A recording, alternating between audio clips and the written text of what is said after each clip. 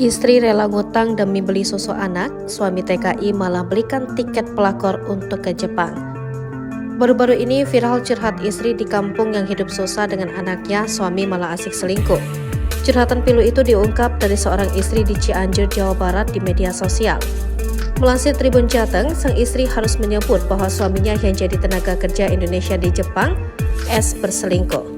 Bahkan ia menyebut suaminya begitu loyal membelikan tiket liburan kepada sang pelakor yang diketahui inisial LY untuk menyusulnya ke Jepang. Curhat ini pun viral setelah diunggah akun TikTok LS2542.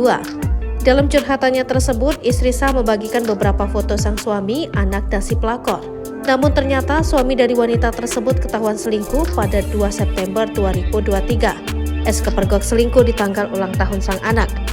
Dalam unggahan tersebut, sang istri sah juga membagikan foto si pelakor LY yang datang ke Jepang. Bahkan si pelakor ketahuan menginap di rumah kontrakan suaminya di Jepang. Selain itu, pelakor tersebut juga diajak berkeliling ke beberapa destinasi di Jepang. Pelakor tersebut juga mengantarkan suami sah ke bandara. Sementara itu, pihak pelakor LY pun sering mengunggah status sindiran untuk istri sah. Tokyo panas ya, tapi nggak sepanas yang di Cianjur, tulis keterangan di foto sang pelakor LY. Tak hanya selingkuh, istri sah mengaku tak mendapatkan cukup nafkah dari suaminya.